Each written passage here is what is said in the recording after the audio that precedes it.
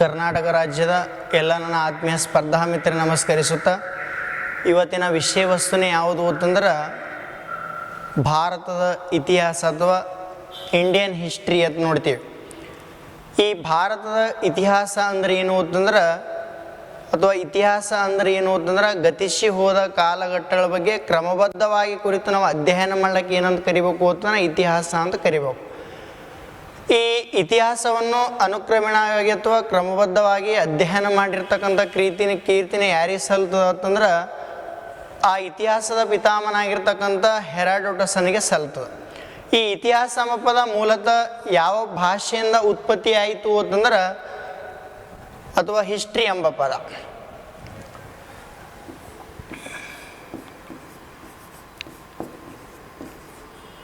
ಈ ಹಿಸ್ಟ್ರಿ ಎಂಬ ಪದ ಯಾವ ಭಾಷೆಯಿಂದ ಉತ್ಪತ್ತಿಯಾಗಿರ್ತಕ್ಕಂಥ ಪದ ನೀ ಕೇಳ್ತಾನ ಗ್ರೀಕ್ ಭಾಷೆ. ಹಿಸ್ಟ್ರಿ ಎಂಬ ಪದ ಯಾವ ಭಾಷೆಯಿಂದ ಉತ್ಪತ್ತಿ ಆಯಿತು ಅಂತಂದ್ರೆ ಗ್ರೀಕ್ ಭಾಷೆ. ಅದೇ ಪದನೇ ಯಾವುದು ಅಂತಂದ್ರೆ ಹಿಸ್ಟೋರಿಯಾ ಅಂತ ನೋಡ್ತೀವಿ. ಈ ಹಿಸ್ಟೋರಿಯಾ ಪದದ ಅರ್ಥನೇ ಏನು ಅಂತಂದ್ರೆ ತನಿಖೆ ಅಥವಾ ವಿಚಾರಣೆ ಮಾಡುವಂದು ಅರ್ಥ. ಹಿಸ್ಟೋರಿಯಾ ಪದ ಅರ್ಥ ತನಿಖೆ ಅಥವಾ ವಿಚಾರಣೆ ಮಾಡು ಅಂದರ್ಥ.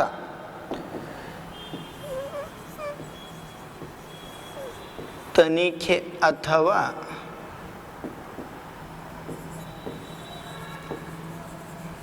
ವಿಚಾರಣೆ.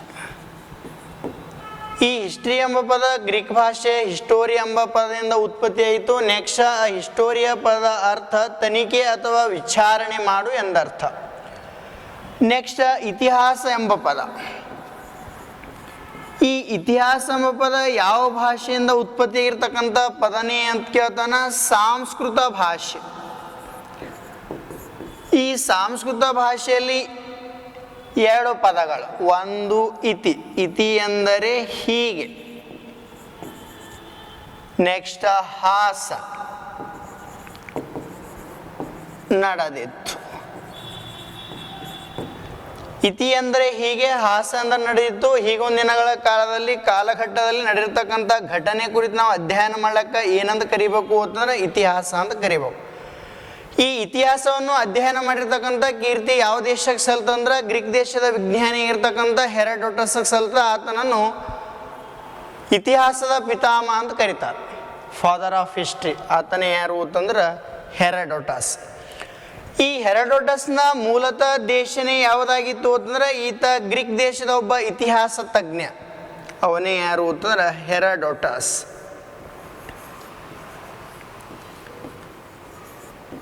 ಹೆರಾಡೋಟಸ್. ಈ ಹೆರಾಡೋಟಸ್ನ ಮೂಲತಃ ದೇಶಕ್ಕೆ ಹತ್ತಿರ ಅದೇ ದೇಶನೇ ಯಾವುದು ಅಂತಂದ್ರೆ ಈತನ ದೇಶ ಗ್ರೀಕ್ ದೇಶ. ಈ ಭಾರತದ ಇತಿಹಾಸ ಅನುಕ್ರಮೇಣವಾಗಿ ಕ್ರಮಬದ್ಧವಾಗಿ ಕುರಿತು ಈತ ಅಧ್ಯಯನ ಮಾಡಿರ್ತಕ್ಕಂಥ ಕೀರ್ತಿನ ಯಾರಿಗೆ ಸಲ್ಲಬೇಕು ಅಂತಂದ್ರೆ ಹೆರಾಡೋಟಸ್ ಸಲ್ತದ. ಈತನ ದೇಶ ಗ್ರೀಕ್ ದೇಶ. ಈತ ಬರೆದ ಕೃತಿಗಳನ್ನು ಕೇಳ್ತಾ. ಈತ ಬರೆದ ಕೃತಿನ ಯಾವುದು ಅಂತಂದ್ರೆ ಒಂದು ಹಿಸ್ಟೋರಿಯಾ, ಒಂದು ಹಿಸ್ಟ್ರಿ. ಇನ್ನೊಂದು ಯಾವುದು ಅಂತಂದ್ರೆ ಪರ್ಷಿಯನ್ ವಾರ್. Persian war. ಈ ಇತಿಹಾಸದ ಪಿತಾಮಹ ಅಂತ ಕರಿಬೇಕು ಈತನಿಗೆ. ಏನಂತ ಕರೀತಾರ ಅಂತ ಕೇಳ್ತಾರ, ಇತಿಹಾಸದ ಪಿತಾಮಹ.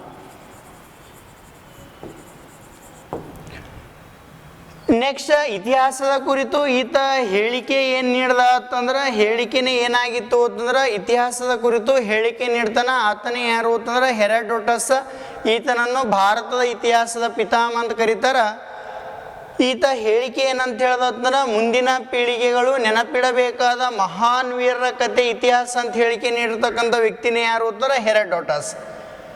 ಹೆರಾಡೋಟಸ್ ಆದ ನಂತರ ಈತನಿಗೆ ಇತಿಹಾಸದ ಪಿತಾಮಹ ಎಂದು ಕರೆಯಲಾಗುತ್ತದೆ. ನೆಕ್ಸ್ಟ್ ಇತಿಹಾಸದ ಪಿತಾಮಹ ಈತನಾದ ನಂತರ ನೆಕ್ಸ್ಟ್ ಭಾರತದ ಇತಿಹಾಸದ ಪಿತಾಮಹ.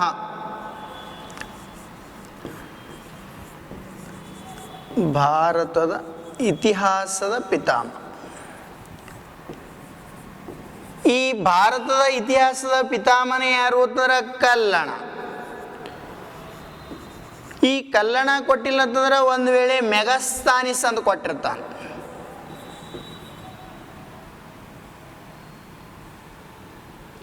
ಮೆಗಾಸ್ಥಾನಿಸ್. ಕಲ್ಲಣ ಕೊಟ್ಟಿಲ್ಲ ಅಂತಂದ್ರೆ ಮೆಗಾಸ್ಥಾನಿಸ್. ಈತನನ್ನು ಏನಂತ ಕರಿಬೇಕು ಅಂತಂದ್ರೆ ಭಾರತದ ಇತಿಹಾಸದ ಪಿತಾಮಹ ಅಂತ ಕರಿಬೇಕು. ಕಲ್ಲಣ ಯಾರು ಅಂತ್ಯಕ್ಕೆ ಆಶ್ರಯ ಪಡೆದಿದ್ದ ಅಂತಂದ್ರೆ ಕಾಶ್ಮೀರದಲ್ಲಿ ಒಂದು ಮನೆತನ ಇತ್ತು. ಅದೇ ಮನೆತನ ಯಾವುದು ಅಂತಂದ್ರೆ ಕಾಕೋಟ ಸಾಮ್ರಾಜ್ಯ. ಆ ಕಾಕೋಟ ಸಾಮ್ರಾಜ್ಯದ ಪ್ರಸಿದ್ಧ ಅರಸನೇ ಯಾರಾಗಿದ್ದರು ಅಂತಂದ್ರೆ ಲಲಿತಾದಿತ್ಯನ ಆಸ್ಥಾನದಲ್ಲಿ ಉಳ್ಕೊಡ್ತಾನ. ಅವನೇ ಯಾರು ಅಂತಂದ್ರೆ ಕಲ್ಲಣ.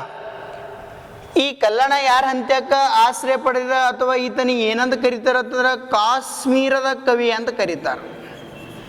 ಯಾಕೆ ಈತನಿಗೆ ಕಾಶ್ಮೀರದ ಕವಿ ಅಂತ ಕರೆದರು ಅಂತಂದ್ರೆ ಕಾಶ್ಮೀರದಲ್ಲಿ ಒಂದು ಸಾಮ್ರಾಜ್ಯ ಇತ್ತು. ಅದೇ ಸಾಮ್ರಾಜ್ಯ ಕಾಕೋಟ ಸಾಮ್ರಾಜ್ಯ. ಈ ಕಾಕೋಟ ಸಾಮ್ರಾಜ್ಯದಲ್ಲಿ ಪ್ರಸಿದ್ಧ ಅರಸನಾಗಿರ್ತಕ್ಕಂಥವನೇ ಯಾರು ಅಂತಂದ್ರೆ ಲಲಿತಾದಿತ್ಯ.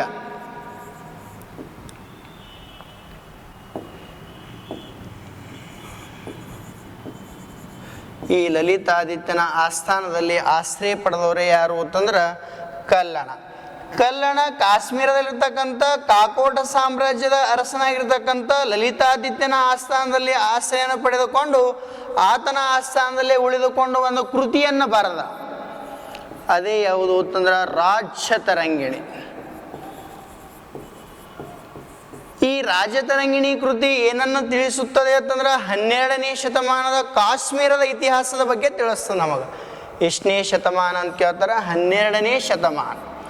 12ನೇ ಶತಮಾನದ ಕಾಶ್ಮೀರದ ಇತಿಹಾಸ ತಿಳಿಸುವ ಕೃತಿನೇ ಯಾವುದು ಅಂತಂದ್ರೆ ಕಲ್ಲಣ ಬರೆದಿರ್ತಕ್ಕಂಥ ರಾಜತರಂಗಿಣಿ. ಇತ್ತೀಚೆಗೆ 2022ರ ಎಲ್ಲ ಗೌರ್ಮೆಂಟ್ ಪುಸ್ತಕನಲ್ಲಿ ಅತಿ ಹೆಚ್ಚು ಏನು ಓದ್ತಾರೆ 2022ಕ್ಕೆ ಪರಿಷ್ಕೃತ ಗೌರ್ಮೆಂಟ್ ಪಠ್ಯಕ್ರಮದಲ್ಲಿ ಇತ್ತೀಚೆಗೆ ಏನು ಅಂತಂದ್ರೆ ಕಲ್ಲಣ ಯಾರು ಅಂತ್ಯಕ್ಕೆ ಆಶ್ರಯ ಪಡೆದಿತ್ತ ಅಂತ ಸ್ಪಷ್ಟವಾಗಿ 6ನೇ ತರಗತಿ ಪುಸ್ತಕದಲ್ಲಿ ಕೊಟ್ಟಾರ.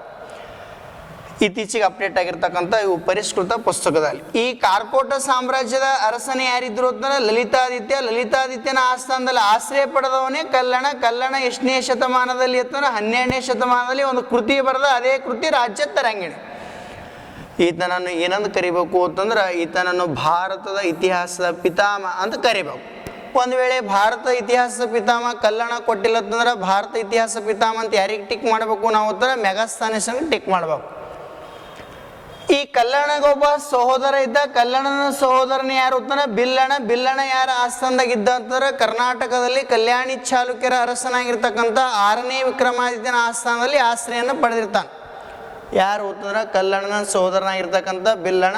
ಆತ ಏನು ಅಂತಂದ್ರೆ ಕಲ್ಯಾಣಿ ಚಾಲುಕ್ಯರ 6ನೇ ವಿಕ್ರಮಾದಿತ್ಯನ ಆಸ್ಥಾನದಲ್ಲಿ ಉಳಿದುಕೊಂಡು ಒಂದು ಕೃತಿಯನ್ನು ಬರೆದ. ಅದೇ ಕೃತಿನ ಯಾವುದು ಅಂತಂದ್ರೆ ವಿಕ್ರಮಾಂಕ ದೇವಚರಿತೆ. ಈ ಭಾರತದ ಇತಿಹಾಸದ ಪಿತಾಮಹ ಕಲ್ಲಣ ಆದ ನಂತರ ಇತಿಹಾಸದ ಪಿತಾಮಹ ಹೆರಾಡೋಟಸ್ ಆದ ನಂತರ father of Indian prehistory ಅಥವಾ ಭಾರತದ ಅಥವಾ ಪ್ರಾಗ ಇತಿಹಾಸದ ಪಿತಾಮಹನೇ ಯಾರು ಅಂತಂದ್ರೆ ರಾಬರ್ಟ್ ಬ್ರೂಸ್ಫುಟ್. ಇವ್ರಿಗೆ ಏನಂತ ಕರಿಬೇಕು ಅಂತಂದ್ರೆ ಭಾರತದ ಪ್ರಾಗ ಇತಿಹಾಸದ ಪಿತಾಮಹ ಅಂತ ಕರೀತಾರೆ. ಭಾರತದ ಪ್ರಾಗ ಇತಿಹಾಸ. ಈ ಭಾರತದ ಪ್ರಾಗ ಇತಿಹಾಸದ ಪಿತಾಮಹ ಅಂತ ಯಾರು ಕರೆಸ್ಕೊಂಡ್ರು ಅಂತಂದ್ರೆ ರಾಬರ್ಟ್ ಬ್ರೂಸ್ಫುಟ್.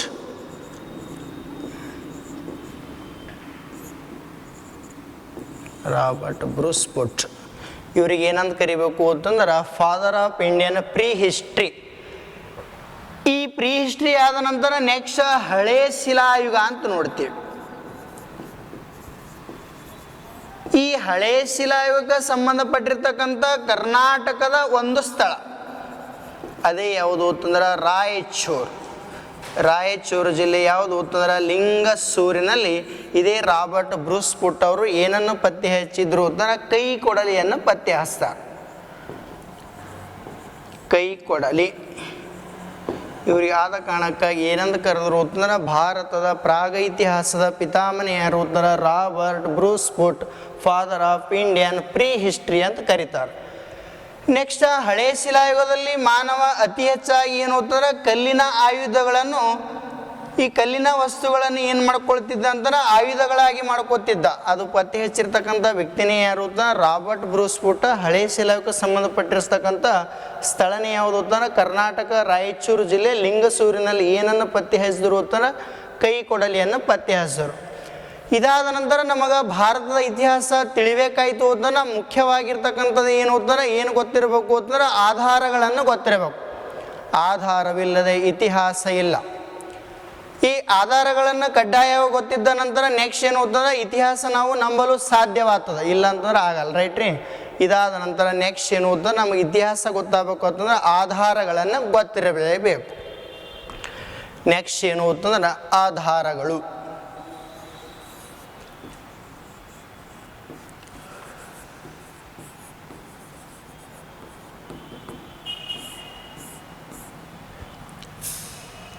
ಇತಿಹಾಸ ತಿಳಿದುಕೊಳ್ಬೇಕಾದ್ರೆ ನಮಗೆ ಮೂಲತಃವಾಗಿ ಏನು ಗೊತ್ತಿರಬೇಕು ಅಂತಂದ್ರೆ ಆಧಾರಗಳನ್ನು ಗೊತ್ತಿರಲೇಬೇಕು. ಈ ಆಧಾರ ಪದದ ಅರ್ಥನೇ ಏನು ಅಂತಂದ್ರೆ ಇತಿಹಾಸ ರಚನೆಗೆ, ಇತಿಹಾಸ ರಚನೆಗೆ, ಇತಿಹಾಸ ರಚನೆಗೆ ಬೇಕಾದ ಮೂಲ ಸಾಮಗ್ರಿ. ಆಧಾರ ಪದ ಅರ್ಥ. ಈ ಇತಿಹಾಸ ರಚನೆಗೆ ಬೇಕಾದ ಮೂಲ ಸಾಮಗ್ರಿಗಳೇನು ಅಂತಂದ್ರೆ ಆಧಾರ ಪದ ಅರ್ಥನೇ ಇತಿಹಾಸ ರಚನೆಗೆ ಬೇಕಾದ ಮೂಲ ಸಾಮಗ್ರಿಗಳು. ಈ ಇತಿಹಾಸಕ್ಕೆ ಬೇಕಾಗಿರ್ತಕ್ಕಂಥ ಏನು ಅಂತಂದ್ರೆ ಆಧಾರವಿಲ್ಲದೆ ಇತಿಹಾಸ ಇಲ್ಲ. ಸ್ಪಷ್ಟವಾಗಿ ನಮಗೆ ಏನು ಗೊತ್ತಿರಬೇಕು ಅಂತಂದ್ರೆ ಆಧಾರಗಳನ್ನು ಗೊತ್ತಿರಲೇಬೇಕು. ಈ ಆಧಾರದಲ್ಲಿ ಎಷ್ಟು ಭಾಗವಾಗಿ ಮಾಡಲಾಯಿತು ಅಂತಂದ್ರೆ 2 ಭಾಗವಾಗಿ ಮಾಡ್ತಾರೆ. ಆಧಾರದಲ್ಲಿ ಪ್ರಕಾರಗಳು.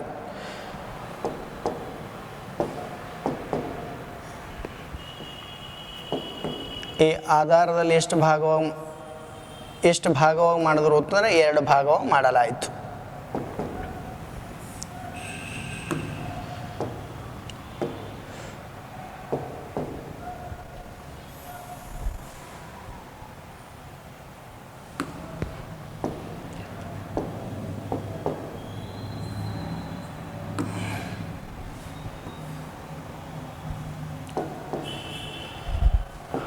ಆಧಾರಗಳಲ್ಲಿ ಎಷ್ಟು ಪ್ರಕಾರ ಮಾಡಲಾಯಿತು ಅಂತಂದ್ರೆ 2 ಪ್ರಕಾರ ನೋಡ್ತೀವಿ. ಒಂದನೇದು ಯಾವುದು ಅಂತಂದ್ರೆ ಸಾಹಿತ್ಯ ಆಧಾರ ಅಂತ ನೋಡ್ತೀವಿ.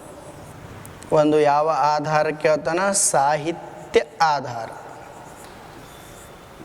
ಒಂದು ಸಾಹಿತ್ಯ ಆಧಾರ. ನೆಕ್ಸ್ಟ್ ಆಧಾರದ ಇನ್ನೊಂದು 2ನೇ ಪ್ರಕಾರ ಯಾವುದು ಅಂತಂದ್ರೆ ಇದ್ರಾಗೆ 2 ಪ್ರಕಾರ ಮಾಡಲಾಯಿತು. ಇನ್ನೊಂದು ಯಾವುದು ಅಂತಂದ್ರೆ ಪ್ರಾಕ್ತನ ಆಧಾರ ಅಂತ ನೋಡ್ತೀವಿ. ಪ್ರಾಕ್ತನ ಆಧಾರ. ಆಧಾರದಲ್ಲಿ 2 ಪ್ರಕಾರ ಆದ ನಂತರ ನೆಕ್ಸ್ಟ್ ಏನು ಮಾಡಲಾಯಿತು ಅಂತಂದ್ರೆ ಈ ಸಾಹಿತ್ಯ ಆಧಾರದಲ್ಲಿ ಮತ್ತೆ 2 ಪ್ರಕಾರವಾಗಿ ಮಾಡಲಾಯಿತು. ಮತ್ತು ಸಾಹಿತ್ಯದಲ್ಲಿ ಎಷ್ಟು ಪ್ರಕಾರ ಮಾಡಲಾಯಿತು ಅಂತ ಕೇಳ್ತಾನೆ? 2 ಪ್ರಕಾರವಾಗಿ ಮಾಡಲಾಯಿತು. ಈ ಸಾಹಿತ್ಯದಲ್ಲಿ ಮತ್ತೆಷ್ಟು ಭಾಗವಾಗಿ ಮಾಡಲಾಯಿತು ಅಂತಂದ್ರೆ 2 ಭಾಗವಾಗಿ ಮಾಡಲಾಯಿತು. ಅದೇ 2 ಭಾಗನೇ ಯಾವುದು ಅಂತಂದ್ರೆ ಒಂದು ಲಿಖಿತ ಸಾಹಿತ್ಯ, ಇನ್ನೊಂದು ಯಾವುದು ಅಂತಂದ್ರೆ ಮೌಖಿಕ ಸಾಹಿತ್ಯ ಅಂತ ಮಾಡಲಾಯಿತು. ಮತ್ತೆ ಆಧಾರನಲ್ಲಿ ಎಷ್ಟು ಪ್ರಕಾರ? 2 ಪ್ರಕಾರಗಳು. ಒಂದು ಯಾವ ಸಾಹಿತ್ಯಕ್ಕೆ ಹೇಳ್ತಾನೆ? ಲಿಖಿತ ಸಾಹಿತ್ಯ. ಒಂದು ಲಿಖಿತ ಸಾಹಿತ್ಯ, ಇನ್ನೊಂದು ಮೌಖಿಕ ಸಾಹಿತ್ಯ. ಮೌಖಿಕ ಸಾಹಿತ್ಯ. ಈ ಸಾಹಿತ್ಯದಲ್ಲಿ 2 ಪ್ರಕಾರ ಮಾಡಲಾದ ನಂತರ ನೆಕ್ಸ್ಟ್ ಮತ್ತೆ 2 ಪ್ರಕಾರವಾಗಿ ಮಾಡಲಾಯಿತು.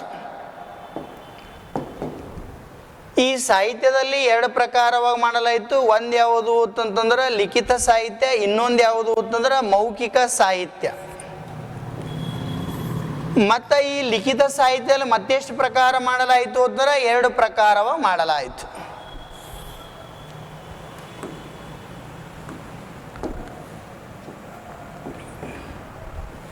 ಮತ್ತೆ ಎಷ್ಟು ಪ್ರಕಾರಕ್ಕೆ ಹೇಳ್ತಾನೆ? 2 ಪ್ರಕಾರ.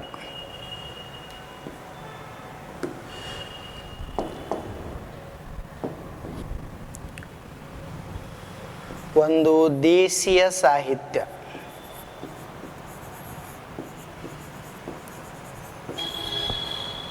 ಇನ್ನೊಂದು ಯಾವುದು ಅಂತಂದ್ರೆ ವಿದೇಶಿ ಸಾಹಿತ್ಯ.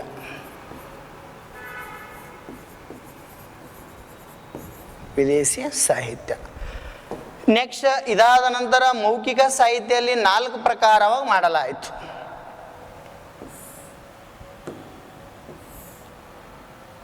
ಮೌಖಿಕ ಸಾಹಿತ್ಯದಲ್ಲಿ ಎಷ್ಟು ಪ್ರಕಾರ ಮಾಡಲಾಯಿತು ಅಂತ 4 ಪ್ರಕಾರವಾಗಿ ಮಾಡಲಾಯಿತು.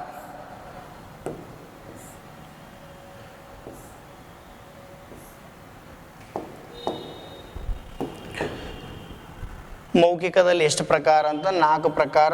ಒಂದು ಕತೆ, ಕತೆ ಆದ ನಂತರ ನೆಕ್ಸ್ಟ್ ಜಾನಪದ, ಜಾನಪದ ಆದ ನಂತರ ನೆಕ್ಸ್ಟ್ ಐತಿಹ್ಯ, ಇದಾದ ನಂತರ ನೆಕ್ಸ್ಟ್ ಲಾವಣಿ,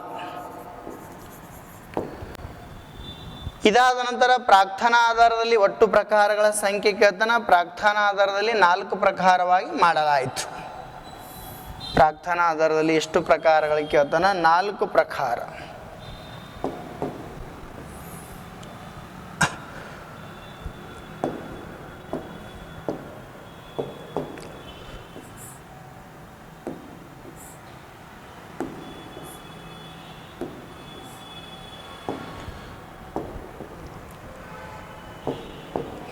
ಈ ಪ್ರಾರ್ಥನಾ ಆಧಾರದಲ್ಲಿ ಒಂದನೇದಾಗಿ ಏನು ಅಂತಂದ್ರೆ ಉತ್ಖನನ ಅಂತ ನೋಡ್ತೀವಿ ನಾವು.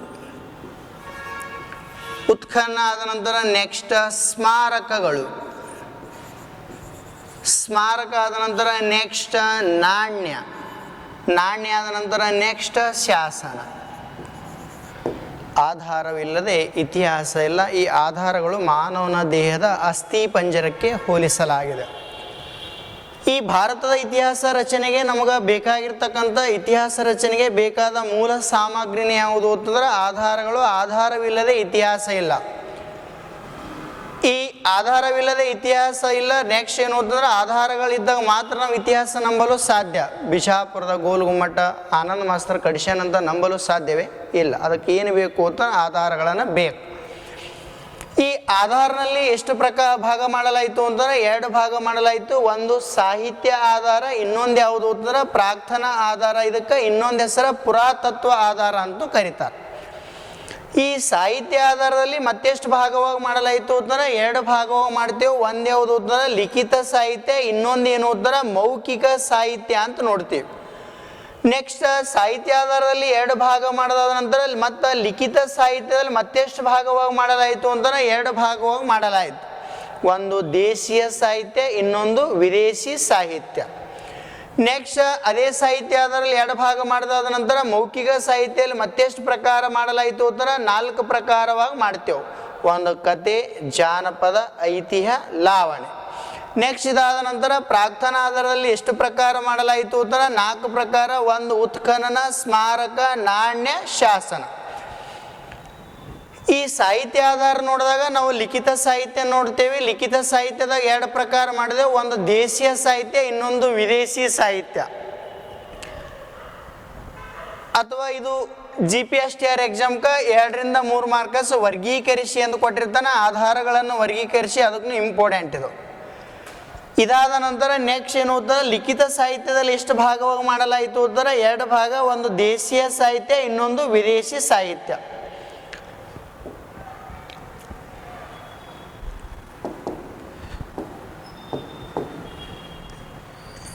ಯಾವ ಸಾಹಿತ್ಯಕ್ಕೆ ಹೇಳ್ತಾನೆ? ಇದು ಲಿಖಿತ ಸಾಹಿತ್ಯ.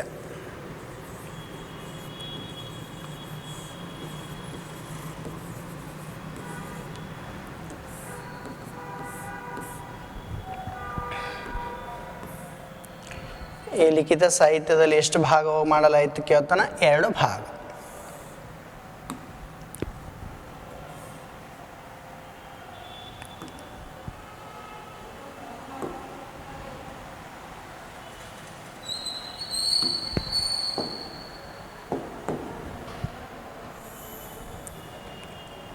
ಇಂಪಾರ್ಟೆಂಟ್ ಎಕ್ಸಾಮ್ ದೃಷ್ಟಿಕೋನ ಅಂತ.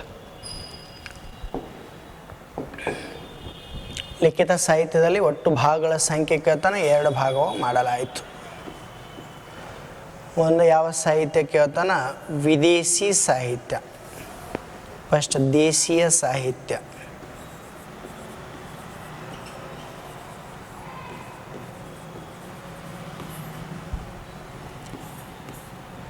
ಇನ್ನೊಂದು ಯಾವ ಸಾಹಿತ್ಯ ಅಂತ ಕೇಳ್ತಾನ? ಇದು ವಿದೇಶಿ ಸಾಹಿತ್ಯ.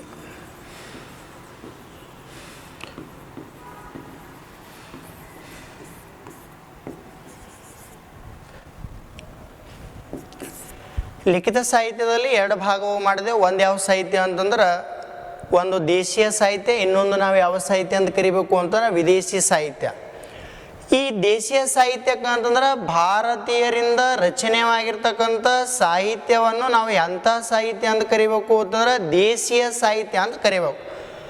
ಅಂದ್ರೆ ಭಾರತದಲ್ಲೇ ಹುಟ್ಟಿ ಭಾರತದಲ್ಲಿ ಬೆಳೆದು ಭಾರತದಲ್ಲಿ ಏನು ಅಂತಂದ್ರೆ ತಮ್ಮ ಸಾಹಿತ್ಯಗಳನ್ನು ರಚನೆ ಮಾಡಿರುತ್ತಂದ್ರೆ ಯಾವ ದೇಶೀಯ ಅರಸನಂತೆ ಕುಳಿದುಕೊಂಡು ಸಾಹಿತ್ಯವನ್ನು ರಚನೆ ಮಾಡಿರೋ ಎಂಥ ಸಾಹಿತ್ಯ ಅಂತ ಕರಿಬೇಕು ಅಂತಂದ್ರೆ ದೇಶೀಯ ಸಾಹಿತ್ಯ ಅಂತ ಕರಿಬೇಕು. ಈ ವಿದೇಶಿ ಸಾಹಿತ್ಯ ಅಂತಂದ್ರೆ ಪ್ರಾಚೀನ ಕಾಲದಿಂದಲೂ ಏನು ಅಂತಂದ್ರೆ ಭಾರತ ಇರ್ತಕ್ಕಂಥ ಅನೇಕ ರಾಜ್ಯರ ಮನೆ ತನಕ ವಿದೇಶಿ ರಾಷ್ಟ್ರದಿಂದ ಅನೇಕ ರಾಯಭಾರಿಗಳು ಬಂದು ಇವರು ಆಸ್ಥಾನದಲ್ಲಿ ಉಳಿದುಕೊಂಡು ಅವ್ರದ್ದೇ ಆಗಿರ್ತಕ್ಕಂಥ ಸಾಹಿತ್ಯವನ್ನು ರಚನೆ ಮಾಡಿದ್ರೆ ಅವೆಲ್ಲ ಸಾಹಿತ್ಯ ಎದಕ್ಕೆ ಉದಾಹರಣೆ ಆಗೋದ್ರೆ ವಿದೇಶಿ ಸಾಹಿತ್ಯಕ್ಕೆ ಉದಾಹರಣೆ ಆಗುತ್ತವೆ. ಈ ದೇಶೀಯ ಸಾಹಿತ್ಯಕ್ಕೆ ಒಂದನೇದಾಗಿ ಉದಾಹರಣೆ ಇಂಪಾರ್ಟೆಂಟ್ ಯಾವ ಸಾಹಿತ್ಯಕ್ಕೆ ಅಂತ ಕೇಳ್ತಾನೆ, ದೇಶೀಯ ಸಾಹಿತ್ಯಕ್ಕೆ. ಈ ದೇಶೀಯ ಸಾಹಿತ್ಯಕ್ಕೆ ಒಂದನೇ ಉದಾಹರಣೆ ಯಾವುದು ಅಂತಂದ್ರೆ ಕೌಟಿಲ್ಯ. ಈ ಕೌಟಿಲ್ಯ ಬರೆದಿರ್ತಕ್ಕಂಥ ಯಾವ ಶಾಸ್ತ್ರ ಕೇಳ್ತಾನ, ಅರ್ಥಶಾಸ್ತ್ರ. ಕೌಟಿಲ್ಯ ಬರೆದಿರ್ತಕ್ಕಂಥ ಯಾವ ಶಾಸ್ತ್ರ ಅಂತಂದ್ರೆ ಅರ್ಥಶಾಸ್ತ್ರ. ಎರಡನೇದು ಯಾವುದು ಅಂತಂದ್ರೆ ಪಂಪ. ಈ ಪಂಪ ಬರೆದಿದ್ದು ಯಾವುದು ಅಂತಂದ್ರೆ ವಿಕ್ರಮಾರ್ಜುನ ವಿಜಯ. ವಿಕ್ರಮಾರ್ಜುನ ವಿಜಯ. ಇದಾದ ನಂತರ ನೆಕ್ಸ್ಟ್ ಥರ್ಡ್ ಒನ್ ಶ್ರೀ ವಿಜಯ. ಶ್ರೀ ವಿಜಯ ಬರೆದಿರ್ತಕ್ಕಂಥ ಕವಿರಾಜ ಮಾರ್ಗ.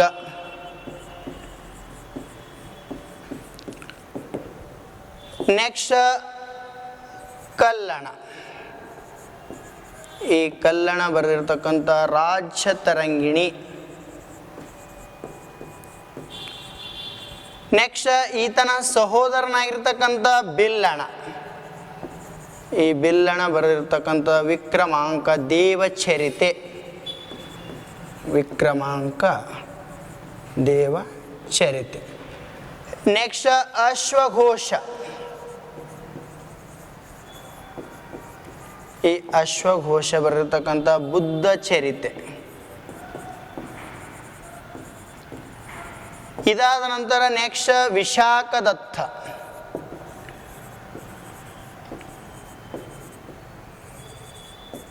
ಈ ವಿಶಾಖದತ್ತ ಬರೆದಿರ್ತಕ್ಕಂಥ ಮುದ್ರಾ ರಾಕ್ಷಸ.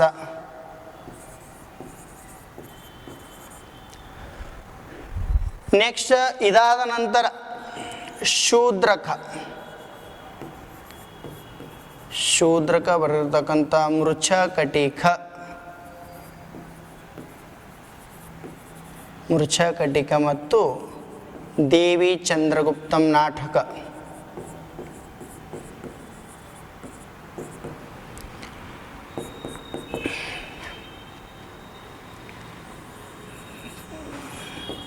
ನೆಕ್ಸ್ಟ್ ಪೃಥ್ವಿರಾಜ್.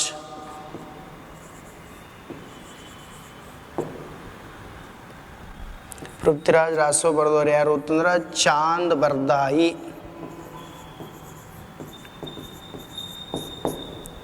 ಇವೆಲ್ಲ ಯಾವ ಸಾಹಿತ್ಯಕ್ಕೆ ಉದಾಹರಣೆ ಅಂತಂದ್ರೆ ದೇಶೀಯ ಸಾಹಿತ್ಯಕ್ಕೆ ಉದಾಹರಣೆ. ಈ ದೇಶೀಯ ಸಾಹಿತ್ಯಕ್ಕೆ ಉದಾಹರಣೆ ಆದ ನಂತರ ನೆಕ್ಸ್ಟ್ ವಿದೇಶಿ ಸಾಹಿತ್ಯಕ್ಕೆ ಉದಾಹರಣೆಗಳನ್ನು ಕೇಳ್ತಾ. ಈ ವಿದೇಶಿ ಸಾಹಿತ್ಯಕ್ಕೆ ಉದಾಹರಣೆಗಳನ್ನು ನೋಡಿದಾಗ ಒಂದನೇದೇನು ಅಂತಂದ್ರೆ ಮೆಗಾಸ್ಥಾನಿಸ್.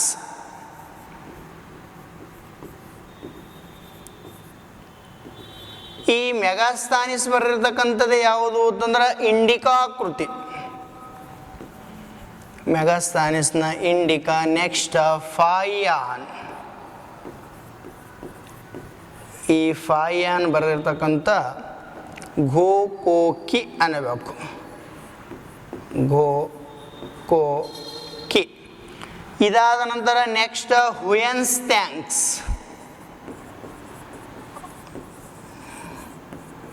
ಹುಯನ್ಸ್ ಥ್ಯಾಂಕ್ಸ್ನ ಸಿ ಯು ಕಿ. ಇದಾದ ನಂತರ ನೆಕ್ಸ್ಟ್ ಬಾಬರ್.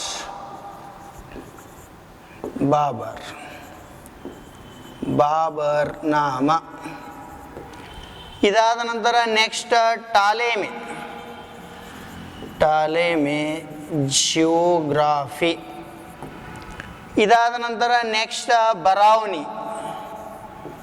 ಬರೌನಿ ತಾರಿಕೆ ಫೆರಿಸ್ತಾ, ತಾರಿಕೆ ಫಿರೋಜ್ ಶಾಹಿ, ಚಾಮಸ್ರಿ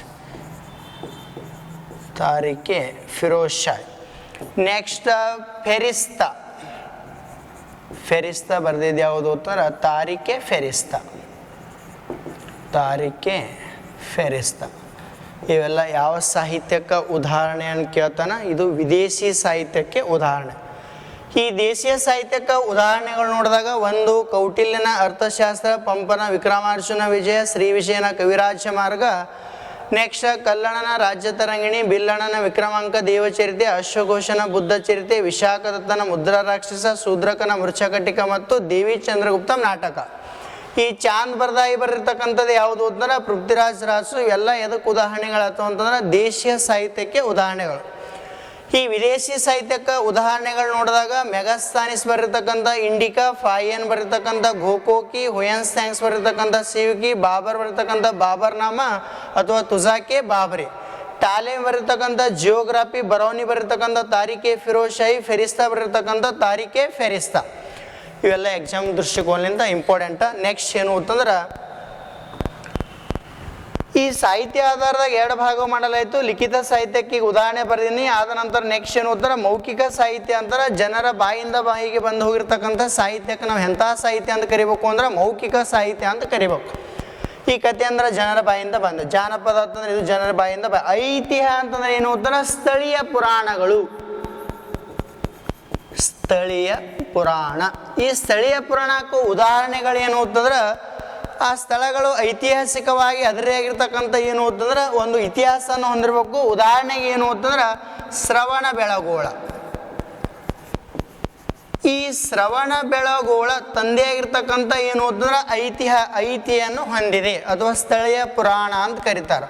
ಉದಾಹರಣೆಗೆ ಶ್ರವಣ ಬೆಳಗೋಳದಲ್ಲಿ ಕಂಡು ಬರ್ತಕ್ಕಂಥ ಗೊಮ್ಮಟೇಶ್ವರ ವಿಗ್ರಹ. ಲಾವಣಿ ಅಂತಂದ್ರೆ ಇದೊಂದು ನೃತ್ಯ ಪ್ರಕಾರ. ಎಂಥ ಪ್ರಕಾರಕ್ಕೆ ಅಂತ ಉದಾಹರಣೆಗೆ ಮಹಾರಾಷ್ಟ್ರದಲ್ಲಿ ಕಂಡು ಬರ್ತಕ್ಕಂಥ ತಮಾಷಾ. ಇದಾದ ನಂತರ ನೆಕ್ಸ್ಟ್ ಈ ಲಿಖಿತ ಸಾಹಿತ್ಯದಲ್ಲಿ 2 ಭಾಗ ನೋಡಿದೆವು. ಒಂದು ವಿದೇಶಿ ಸಾಹಿತ್ಯ ಅಂತದ, ಇನ್ನೊಂದು ದೇಶೀಯ ಸಾಹಿತ್ಯ, ಇನ್ನೊಂದು ವಿದೇಶಿ ಸಾಹಿತ್ಯ. ಮೌಖಿಕ ಸಾಹಿತ್ಯದಲ್ಲಿ 4 ಪ್ರಕಾರ: 1 ಕತೆ, 2 ಜಾನಪದ, 3 ಐತಿಹ್ಯ, 4 ಏನು ಅಂತ ಲಾವಣಿಗಳು. ಈ ಅದಾದ ನಂತರ ಆಧಾರಗಳಲ್ಲಿ 2 ಭಾಗವು ಮಾಡಲಾಯಿತು. ಒಂದು ಪ್ರಾರ್ಥನಾ, ಇನ್ನೊಂದು ಯಾವುದು ಉತ್ತರ ಸಾಹಿತ್ಯ ಆಧಾರ, ಇನ್ನೊಂದು ಯಾವುದು ಉತ್ತರ ಪ್ರಾರ್ಥನಾ ಆಧಾರ. ಪ್ರಾರ್ಥನಾ ಆಧಾರದಲ್ಲಿ 4 ಪ್ರಕಾರವಾಗಿ ಮಾಡಲಾಯಿತು. ಈ 4 ಪ್ರಕಾರವನ್ನು ಮಾಡಿದಾಗ ಮೊದಲನೇದು ಯಾವುದು ಅಂತಂದ್ರೆ ಉತ್ಖನನ ಅಂತ ನೋಡ್ತೀವಿ. ಈ ಉತ್ಖನನವನ್ನು ನೋಡಿದಾಗ ಭೂಮಿಯನ್ನು ಅಗದಾಗ ಭೂಮಿ ಇರ್ತಕ್ಕಂಥ ಪ್ರಾಚ್ಯ ವಸ್ತುಗಳನ್ನು ಸಿಗ್ತಾವೆ, ಅವುಗಳಿಗೆ ನಾವು ಏನಂತ ಕರಿದೆವು ಅಥವಾ ಭೂಮಿಯನ್ನು ಅಡ್ಡುವುದಕ್ಕೆ ಏನಂತ ಕರಿಬೇಕು ಅಂತಾರೆ ಉತ್ಖನನ ಅಂತ ಕರಿಬೇಕು. ನೆಕ್ಸ್ಟ್ ಸ್ಮಾರಕಗಳು, ನೆಕ್ಸ್ಟ್ ನಾಣ್ಯ, ನೆಕ್ಸ್ಟ್ ಏನು ಉತ್ತರ ಶಾಸನಗಳು. ಈ ಉತ್ಖನನ ನೋಡಿದಾಗ ಮೊದಲನೇ ಪ್ರದೇಶನೇ ಯಾವುದು ಉತ್ತರ ಸನ್ನತಿ ಅಂತ ನೋಡ್ತೀವಿ. ಸನ್ನತಿ ಇದು ಯಾವ ಜಿಲ್ಲೆಯಲ್ಲಿ ಕಂಡು ಬರ್ತಂದ್ರೆ ಕಲಬುರಗಿ. ನೆಕ್ಸ್ಟ್ ಇನ್ನೊಂದು ಯಾವುದು ಉತ್ತರ ಪಟ್ಟಣಂ, ಇದು ತಮಿಳುನಾಡಿನಲ್ಲಿ ಕಂಡು ಬರ್ತದೆ. ನೆಕ್ಸ್ಟ್ ಇನ್ನೊಂದು ಯಾವುದು ಉತ್ತರ ಅರಿಕೆಮೇಡು. ಇದಾದ ನಂತರ ನೆಕ್ಸ್ಟ್ ಕಿಜಾಡಿ. ಇವೆಲ್ಲ ಉತ್ಖನನ ಮಾಡೋ ಸಂದರ್ಭದಲ್ಲಿ ಸಿಕ್ಕಿರ್ತಕ್ಕಂಥ ಐತಿಹಾಸಿಕವಾಗಿ ಉತ್ಖನನ ಪ್ಲೇಸ್ಗಳು. ಸನ್ನತಿ ಕಲಬುರಗಿ, ಪಟ್ಟಣಂ ತಮಿಳುನಾಡು, ಅರಿಕೆಮೇಡು ತಮಿಳುನಾಡು, ಕಿಜಾಡಿ ಇದನ್ನು ತಮಿಳುನಾಡು. ಈ ತಮಿಳುನಾಡಿನಲ್ಲಿ ಕಿಜಾಡಿ ಎಂಬ ಪ್ರದೇಶ ಎದಕ್ಕೆ ಸಂಬಂಧಪಟ್ಟಿತ್ತು ಇದು ಅಂತಂದ್ರೆ ಸಂಗಮ್ ಸಾಹಿತ್ಯ. ಈ ಸಂಗಮ್ ಸಾಹಿತ್ಯದ ವಸಾಹತುಶಾಹಿ ಆಗಿತ್ತು.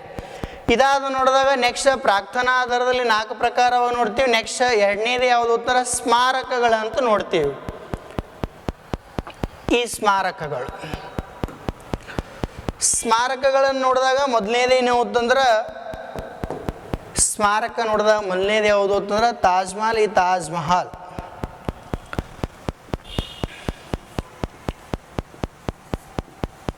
ತಾಜ್ ಮಹಲ್ ಈ ತಾಜ್ ಮಹಲ್ ಎಲ್ಲಿ ಕಂಡು ಬರ್ತದೆ ಅಂತ ಕೇಳ್ತಾನ ಉತ್ತರ ಪ್ರದೇಶ್. ಈ ಉತ್ತರ ಪ್ರದೇಶದಲ್ಲಿ ಕಂಡು ಬರ್ತಕ್ಕಂಥ ಒಂದು ಜಿಲ್ಲೆ, ಅದೇ ಜಿಲ್ಲೆನೇ ಯಾವುದು ಅಂತಂದ್ರೆ ಆಗ್ರಾ ಇರೋದು ಯಾವ ನದಿ ತೀರ ಕೇಳ್ತಾನ ಯಮುನಾ ನದಿ ತೀರ. ನೆಕ್ಸ್ಟ್ ಇದು ಯಾರ ಪ್ರೇಮ ಕಥೆಯನ್ನು ವಿವರಿಸುತ್ತದೆ ಅಂತಂದ್ರೆ ಶಹಜಾನ್.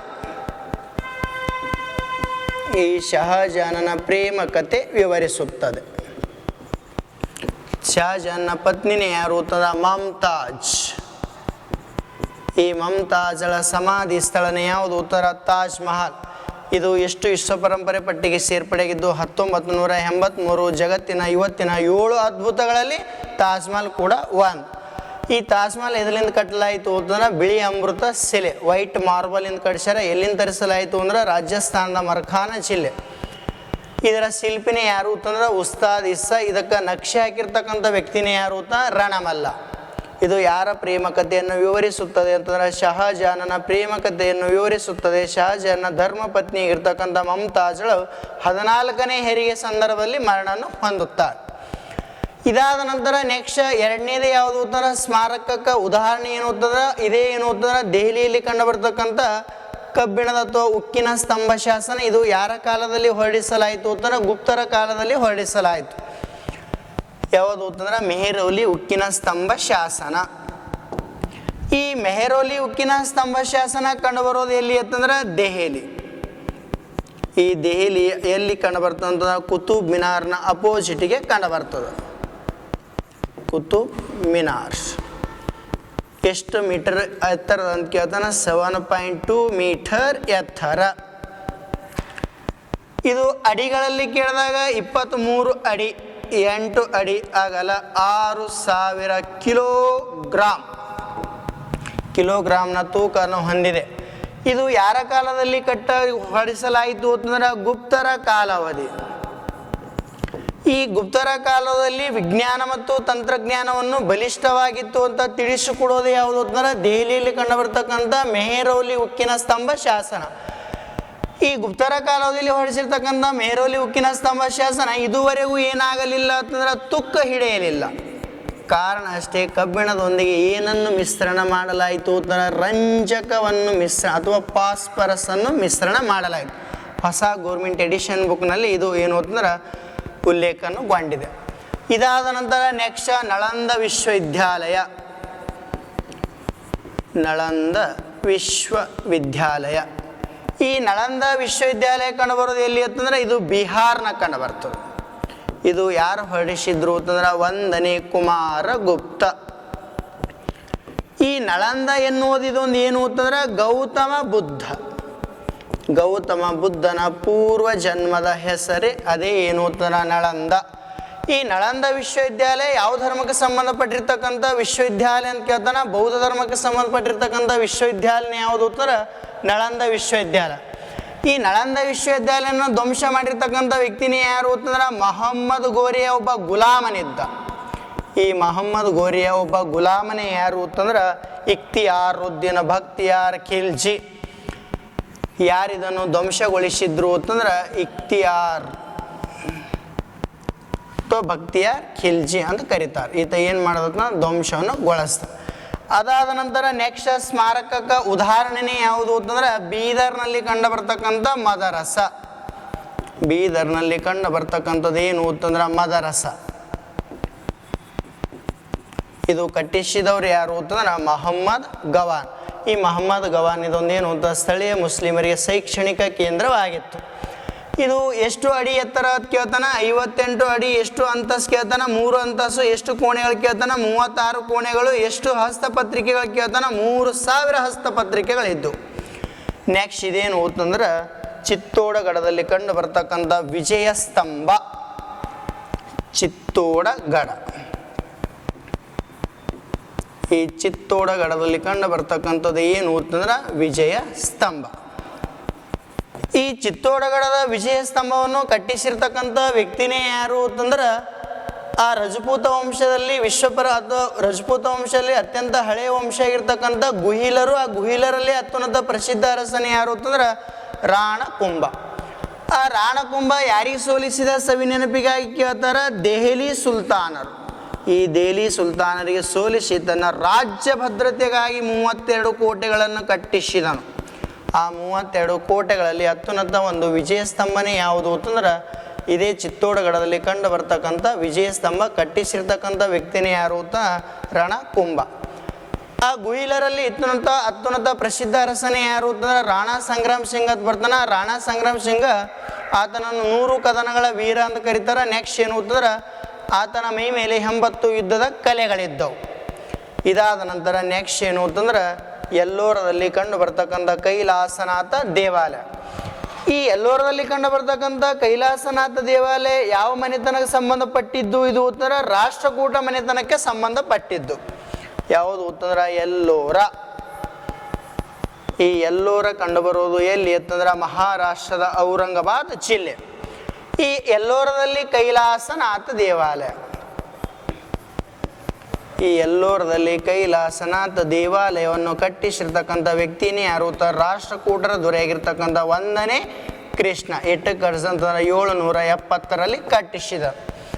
ನೆಕ್ಸ್ಟ್ ಎಲಿಫೆಂಟಾ ಗುಹೆಗಳು. ಇಲ್ಲಿ ಒಟ್ಟು ಗುಹೆಗಳ ಸಂಖ್ಯೆ ಎಷ್ಟು ಅಂತಂದ್ರೆ 7 ಗುಹೆಗಳು. ಇವು ಮಹಾರಾಷ್ಟ್ರ ಅಥವಾ ಮುಂಬೈನಿಂದ ಎಷ್ಟು ಮೈಲು ದೂರಕ್ಕೆ ಹೇಳ್ತಾನೆ? 6 ಮೈಲು ದೂರ. ಇದರ ಮೊದಲ ಹೆಸರು ಏನು ಅಂತಂದ್ರೆ ಗೋರವಪುರಿ ಅಂತ ಕಂಡು ಬರ್ತದೆ. ನೆಕ್ಸ್ಟ್ ಇಲ್ಲಿ ಒಟ್ಟು ಗುಹೆಗಳ ಸಂಖ್ಯೆ ಕೇಳ್ತಾನೆ 7 ಗುಹೆಗಳು. ಇದಾದ ನಂತರ ನೆಕ್ಸ್ಟ್ ಇದು ತಾಜ್ಮಹಲ್ನ ಪ್ರತಿರೂಪಣೆ ಯಾವುದು ಅಂತಂದ್ರೆ ಬೀಬಿಕಾ ಮಕಬಾರ. ಬೀಬಿಕಾ ಮಕಬಾರ ಕಂಡು ಬರೋದು ಎಲ್ಲಿ ಅಂತಂದ್ರೆ ಮಹಾರಾಷ್ಟ್ರದ ಔರಂಗಾಬಾದ್ ಜಿಲ್ಲೆಯಲ್ಲಿ ಕಂಡು ಬರುತ್ತದೆ. ಈ ಬೀಬಿಕಾ ಮಕಬಾರ್ನ ವಿಶೇಷತೆ ಏನು ಅಂತಂದ್ರೆ ಔರಂಗಜೇಬ ಉತ್ತರ ಭಾರತದಲ್ಲಿ ಆಡಳಿತ ಮಾಡುವ ಸಂದರ್ಭದಲ್ಲಿ ತನ್ನ ಭವ್ಯವಾದ ಸೈನ್ಯ ತೆಗೆದುಕೊಂಡು ದಕ್ಷಿಣ ಭಾರತಕ್ಕೆ ಆಡಳಿತಕ್ಕೆ ಬಂದಿರ್ತ. ಯಾರು ಅಂತಂದ್ರೆ ಆತನೇ ಉತ್ತರ ಭಾರತದಲ್ಲಿ ಮೊಘಲ್ ಸಾಮ್ರಾಜ್ಯದ ಅರಸನಾಗಿರ್ತಕ್ಕಂಥ ಔರಂಗಜೇಬ್.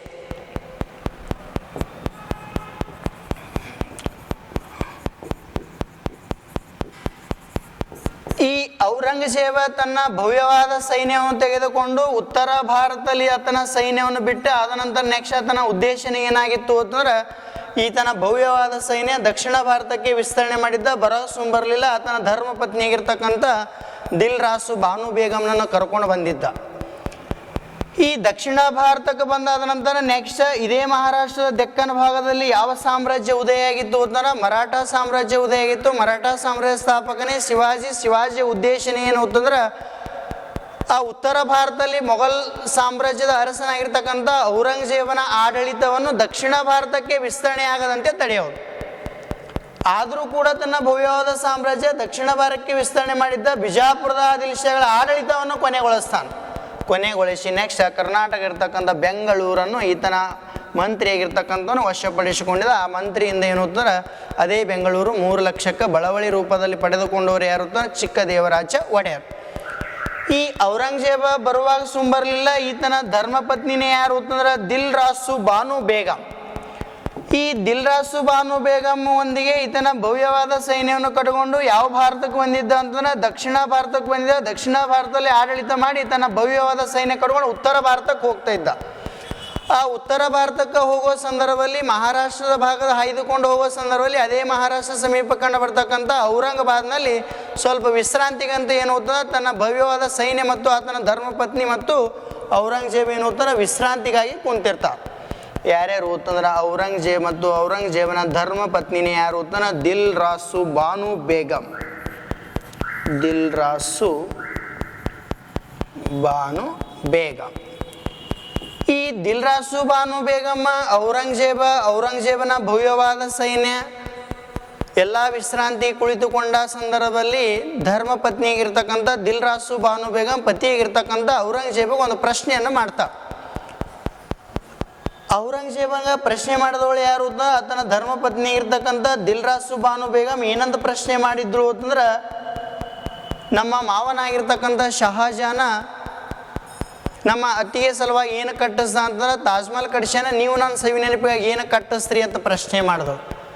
ಈ ಪ್ರಶ್ನೆಯನ್ನು ಮಾಡಿರ್ತಕ್ಕಂಥ ದಿಲ್ ರಾಸು ಬಾನು ಬೇಗಮ್ಗೆ ಯಾರು ಹತ್ಯೆ ಮಾಡಿದ್ರು ಅಂತಂದ್ರೆ ಔರಂಗಜೇಬ್ ಹತ್ಯೆ ಮಾಡ್ದ. ಈ ಔರಂಗಜೇಬ ಹತ್ಯೆ ಮಾಡಿದ್ರೆ ಸವಿ ನೆನಪಿಗಾಗಿ ಏನು ಕಟ್ಟಿಸ್ದ ಅಂತಂದ್ರೆ ಬೀಬಿಕಾ ಮಕಬಾರನ್ನು ಕಟ್ಟಿಸ್ಯಾನ. ಬೀಬಿಕಾ ಮಕಬಾರ್. ಈ ಬೀಬಿಕಾ ಮಕಬಾರ್ ಎಲ್ಲೂ ಕಂಡು ಬರುತ್ತದೆ ಅಂತ ಕೇಳ್ತಾನೆ ಮಹಾರಾಷ್ಟ್ರದ ಔರಂಗಾಬಾದ್ ಜಿಲ್ಲೆ. ಈ ಮಹಾರಾಷ್ಟ್ರದ ಔರಂಗಾಬಾದ್ ಜಿಲ್ಲೆಯಲ್ಲಿ ಕಂಡು ಬರ್ತಕ್ಕಂಥ ಬೀಬಿಕಾ ಮಕರ ಯಾವುದರ ಪ್ರತಿರೂಪ ಅಂತ ಕೇಳ್ತಾನ ತಾಜ್ ಮಹಲ್ನ ಪ್ರತಿರೂಪ. ತಾಜ್ ಮಹಲ್ನ ಪ್ರತಿರೂಪ. ಆ ತಾಜ್ ಮಹಲ್ನ ಪ್ರತಿರೂಪ ಆಗ್ಯದ. ಆದರೆ ದಕ್ಷಿಣ ಭಾರತದ ತಾಜ್ ಮಹಲ್ ಅಲ್ಲ. ಈ ಔರಂಗಾಬಾದ್ನಲ್ಲಿ ಕಂಡು ಬರ್ತಕ್ಕಂಥ ಬೀಬಿ ಕಾ ಮಕ್ಬರ್ ತಾಜ್ ಮಹಲ್ನ ಪ್ರತಿರೂಪ, ಆದರೆ ದಕ್ಷಿಣ ಭಾರತದ ತಾಜ್ ಮಹಲ್ ಅಲ್ಲ. ದಕ್ಷಿಣ ಭಾರತದ ತಾಜ್ ಮಹಲ್ ಯಾವುದು ಅಂತಂದ್ರೆ ಇದೇ ವಿಜಯಪುರ ಜಿಲ್ಲೆಯಲ್ಲಿ ಕಂಡು ಬರ್ತಕ್ಕಂಥ ಇಬ್ರಾಹಿಂ ರೋಜಾ ಕಟ್ಟಿಸಿದವನೇ ಯಾರು ಅಂತಂದ್ರೆ 2ನೇ ಇಬ್ರಾಹಿಂ ಆದಿಲ್ ಶಾ. ಅದು ದಕ್ಷಿಣ ಭಾರತದ ತಾಜ್ ಮಹಲ್. ಆದರೆ ಇದು ಯಾವುದೇ ಕಾರಣಕ್ಕಾಗಿ ಬೀಬಿ ಕಾ ಮಕ್ಬರ್ ಇದು ದಕ್ಷಿಣ ಭಾರತದ ತಾಜ್ ಮಹಲ್ ಅಲ್ಲ, ಇದು ಬರೀ ತಾಜ್ ಮಹಲ್ನ ಪ್ರತಿರೂಪವಾಗಿದೆ. ಇದಾದ ನಂತರ ನೆಕ್ಸ್ಟ್ ಏನು ಅಂತಂದ್ರೆ ಈಗ ಏನು ನೋಡಿದೆ ಅಂತಂದ್ರೆ ಉತ್ಖನನ ನೋಡಿದೆ. ಉತ್ಖನನ ಆದ ನಂತರ ಸ್ಮಾರಕ ನೋಡಿದೆ. ಸ್ಮಾರಕ ಆದ ನಂತರ ನೆಕ್ಸ್ಟ್ ಏನು ಅಂತಂದ್ರೆ ನಾಣ್ಯಗಳು. ಈ ನಾಣ್ಯಗಳನ್ನು ಹೊರಡಿಸಿರ್ತಕ್ಕಂಥ ಅಥವಾ ನಾಣ್ಯಗಳು ಗಾತ್ರದಲ್ಲಿ ಚಿಕ್ಕದಾಗಿದ್ದರೂ ಆಗಿನ ಕಾಲದಲ್ಲಿ ಹೊರಡಿಸಿರ್ತಕ್ಕಂಥ ರಾಜನ ಆಡಳಿತ ವ್ಯವಸ್ಥೆ, ಮತ, ಧರ್ಮ, ಜಾತಿ, ನೆಕ್ಸ್ಟ್ ಸಾಮಾಜಿಕ, ಆರ್ಥಿಕ ಅಥವಾ ಅಭಿವೃದ್ಧಿ ಮತ್ತು ಬಾವಲಿಗಳ ಬಗ್ಗೆ ತಿಳಿಸ್ತಿತ್ತು. ಈ ಶಾಸನಗಳನ್ನು ಹೊರಡಿಸಿರ್ತಕ್ಕಂಥ ವ್ಯಕ್ತಿನೇ ಮೊಟ್ಟ ಮೊದಲ ಬಾರಿ ಅಥವಾ ನಾಣ್ಯಗಳು ಕ್ಷಮಸ್ರಿ ಏನು ಅಂತಂದ್ರೆ ನಾಣ್ಯಗಳು.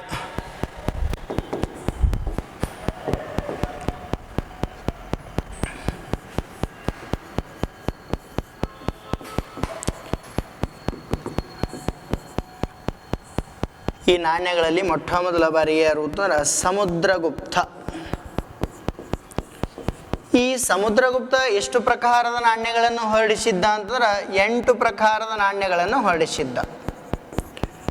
ಈ 8 ಪ್ರಕಾರದ ನಾಣ್ಯಗಳನ್ನು ಹೊರಡಿಸಿದ ಕಾರಣಕ್ಕಾಗಿ ಸಮುದ್ರಗುಪ್ತನ ಏನು ಅಂತಂದ್ರೆ ಈತನ ಆಡಳಿತ ಅವಧಿಯಲ್ಲಿ ಅಶ್ವಮೇಧ ಯಾಗ ಆಚರಣೆಯನ್ನು ಕೈಗೊಂಡೆಂಬುದು ತಿಳಿದು ಬರ್ತದೆ. ಅಶ್ವಮೇಧ ಯಾಗ ಆಚರಣೆ. ನೆಕ್ಸ್ಟ್ ಈತ ಹೊರಡಿಸಿದ ನಾಣ್ಯದ ಪ್ರಕಾರ ಮತ್ತೆ ನಮಗೆ ತಿಳಿದು ಬಂತು ಅಂತಂದ್ರೆ ಈತ ಒಬ್ಬ ಸಂಗೀತ ಪ್ರಿಯನಾಗಿದ್ದ. ಸಂಗೀತ ಪ್ರಿಯನಾಗಿದ್ದ ಅಂತ ಯಾವುದ್ರ ಮೂಲಕ ತಿಳಿದು ಬರುತ್ತದೆ ನಮಗೆ ಕೇಳಿದ್ರೆ ಸಮುದ್ರಗುಪ್ತನ ಎಷ್ಟು ಪ್ರಕಾರದ ನಾಣ್ಯಗಳು ಕೇಳ್ತಾನೆ 8 ಪ್ರಕಾರದ ನಾಣ್ಯಗಳು. ನೆಕ್ಸ್ಟ್ ಸಮುದ್ರಗುಪ್ತ ಆದ ನಂತರ ನೆಕ್ಸ್ಟ್ ಕರ್ನಾಟಕದಲ್ಲಿ ಒಂದು ಮನೆತನ ಯಾವುದು ಅಂತಾರೆ ಶಾತವಾಹನರು. ಈ ಶಾತವಾಹನರ ದೊರೆನೇ ಯಾರಾಗಿದ್ರು ಅಂತಾರ ಗೌತಮಿ ಪುತ್ರ ಶಾತಕರ್ಣಿ. ಗೌತಮಿ ಪುತ್ರ ಶಾತಕರ್ಣಿ.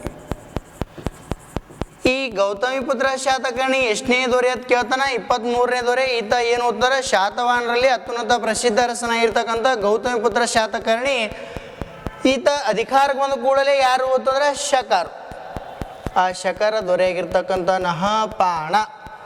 ಈ ಶಕರ ದೊರೆಯಾಗಿರ್ತಕ್ಕಂಥ ನಹಪಾಣ ಅತಿ ಹೆಚ್ಚು ಯಾರ ಮೇಲೆ ದಾಳಿ ಮಾಡಕತ್ತಿದ್ದ ಅಂತಂದ್ರೆ ಗೌತಮಿ ಪುತ್ರ ಶಾತಕರ್ಣಿ ಮೇಲೆ ದಾಳಿ ಮಾಡಕತ್ತಿದ್ದ. ಆದ ಕಾರಣಕ್ಕಾಗಿ ಈ ಶಾತವಾಹನರ ಪ್ರಸಿದ್ಧ ಅರಸನಾಗಿರ್ತಕ್ಕಂಥ ಗೌತಮಿ ಪುತ್ರ ಶಾತಕರ್ಣಿ ಈ ಶಕರ ದೊರೆಯಾಗಿರ್ತಕ್ಕಂಥ ನಹಪಾಣನ ಮೇಲೆ ದಾಳಿಯನ್ನು ಮಾಡಿಬಿಟ್ಟು ಈ ನಹಪಾಣನ ಮೇಲೆ ದಾಳಿ ಮಾಡಿ ನಹಪಾಣನ ಬೆಳ್ಳಿ ನಾಣ್ಯದ ಮೇಲೆ ತನ್ನ ರಾಜ್ಯದ ಮುದ್ರೆಯನ್ನು ಮುದ್ರಿಸ್ದ.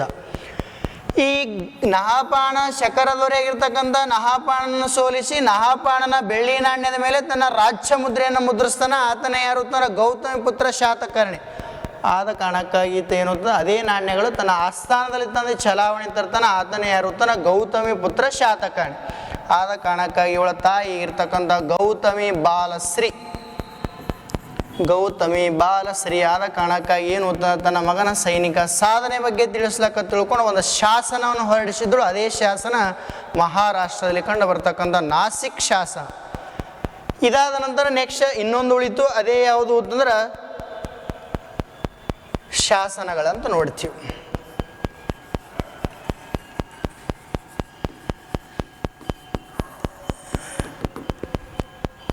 ಶಾಸನಗಳು ಅತ್ಯಂತ ವಿಶ್ವಾಸಾರ್ಹ ಮೂಲ ದಾಖಲೆಗಳು.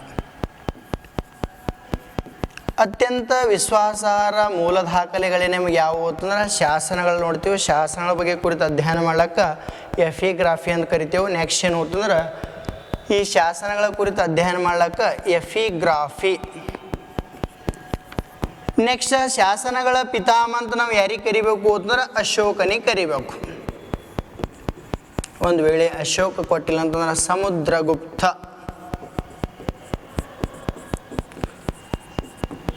ನೆಕ್ಸ್ಟ್ ಅಶೋಕ ಎಷ್ಟು ಪ್ರಕಾರ ಅಥವಾ ಎಷ್ಟು ಭಾಷೆಗಳಲ್ಲಿ ಶಾಸನ ಹೊರಡಿಸಿದ್ದ ಅಂತಂದ್ರೆ 4 ಭಾಷೆ. ಒಂದು ಅರೇಬಿಕ್, ನೆಕ್ಸ್ಟ್ ಗ್ರೀಕ್, ನೆಕ್ಸ್ಟ್ ಏನು ಅಂತಂದ್ರೆ ಖರೋಷ್ಠಿ ಆದ ನಂತರ ನೆಕ್ಸ್ಟ್ ಏನು ಅಂತಂದ್ರೆ ಬ್ರಾಹ್ಮಿ.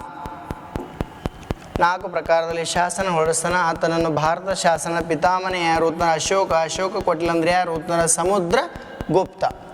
ಇದಾದ ನಂತರ ನೆಕ್ಸ್ಟ್ ಏನು ಅಂತಂದ್ರೆ ಇಡೀ ಪ್ರಪಂಚದಲ್ಲಿ ಮೊದಲಿಗೆ ಶಾಸನ ಹೊರಡಿಸಿದವರು ಯಾರು ಅಂತಂದ್ರೆ ಗ್ರೀಕರು. ಅಶೋಕನ ಒಟ್ಟು ಕರ್ನಾಟಕದಲ್ಲಿ ಶಾಸನ ಸಂಖ್ಯೆ 14 ಶಾಸನಗಳನ್ನು ಕಂಡುಬಂದವು. ಇದು ಶಾಸನಕ್ಕೆ ಸಂಬಂಧಪಟ್ಟಿರ್ತಕ್ಕಂಥ ವಿಷಯ. ನಮ್ಮ ಮೂಲತಃವಾಗಿ ಇತಿಹಾಸವನ್ನು ತಿಳಿಬೇಕಾಯಿತು ಅಂತಂದ್ರೆ ನಮಗೆ ಕಡ್ಡಾಯವಾಗಿ ಏನು ಗೊತ್ತಿರಬೇಕು ಅಂತಂದ್ರೆ ಆಧಾರಗಳನ್ನು ಗೊತ್ತಿರಬೇಕು. ಆಧಾರದಾಗ ಎಷ್ಟು ಪ್ರಕಾರ ಅಂತ ಕೇಳ್ತಾನೆ, 2 ಪ್ರಕಾರ.